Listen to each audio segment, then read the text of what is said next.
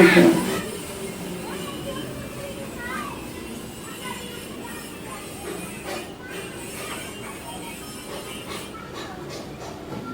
হয়ে গেল আমাদের পাকা আমের সেমাই স্টাইলের ডেজার্ট।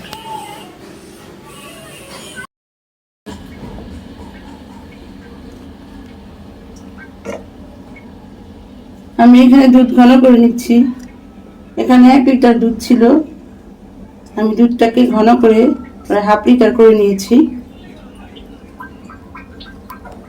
আজকে আমি এই দুধ দিয়ে রান্না করব সেমাই স্টাইলের আমের ডেজার্ট। দুধটা ভালো করে ঘন হয়ে গেছে, এখন আমি দুধটা রেখে দিব এক সাইডে। আমি প্যানে ঘি দিয়ে দিয়েছি, আমি কিছু কিশমিশ দিয়ে ভেজে নেব।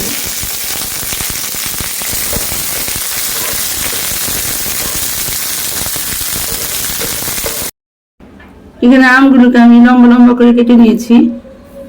ঘিয়ের মধ্যে হালকা করে একটু ভেজে নেব, ঘিয়ের ফ্লেভারটা যেন থাকে এই জন্য ভেজে নেব। বেশি ভালো যাবে না, বেশি ভালো আমটা গলে যাবে।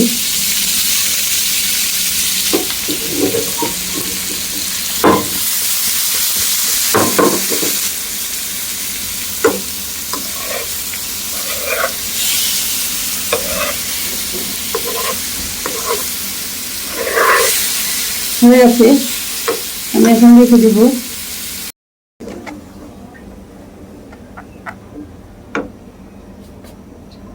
আমি এখানে অল্প পরিমাণ একটু চিনি দিয়ে দিব, যেহেতু আম মিষ্টি বেশি চিনি দেওয়ার প্রয়োজন নাই, হালকা একটু চিনি দিয়ে দিব।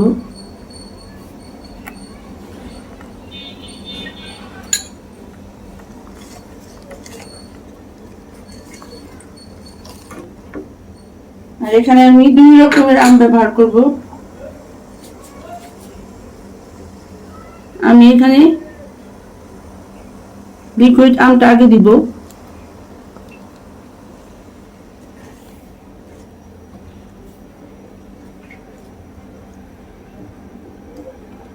খুব বেশি সময় রাখবো না, খুব অল্প সময় রান্নাটা হয়ে যাবে।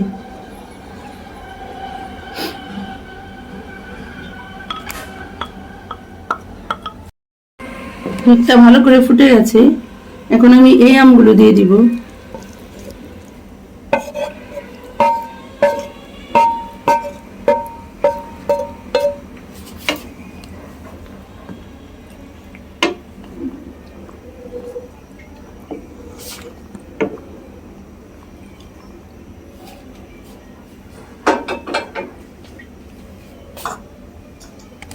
দিয়ে দিব ভেজে রাখা কিশমিশ গুলো।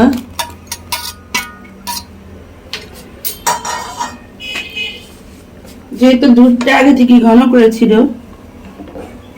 খুব বেশি সময় লাগবে না রান্নাটা করতে।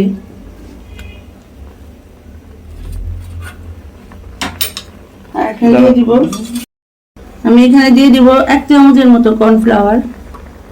কর্নফ্লাওয়ারটাকে আমি আগে থেকে গুলিয়ে নিয়েছিলাম।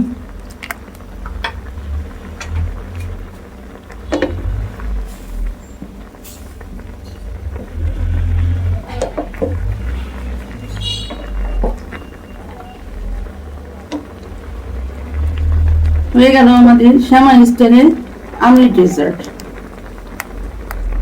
দারুণ মজা, আপনারা তৈরি করে দেখতে পারেন। যদি ভালো লাগে তাহলে আমাদের পেজে একটা লাইক, কমেন্ট, শেয়ার করে আমাদের পাশে থাকবেন। ভিডিও দেখার জন্য সবাইকে অসংখ্য অসংখ্য ধন্যবাদ। হয়ে গেল আমাদের সেমাই স্টাইলের পাকা আমের ডেজার্ট। আমি রেসিপিটি অনেক সহজভাবে দেখানোর চেষ্টা করেছি। যদি আজকে আমার এই রান্নাটি আপনাদের কাছে ভালো লাগে তাহলে আমার চ্যানেলে একটা লাইক, কমেন্ট, শেয়ার করে আমাদের পাশে থাকবেন। ভিডিওটি দেখার জন্য সবাইকে অসংখ্য অসংখ্য ধন্যবাদ।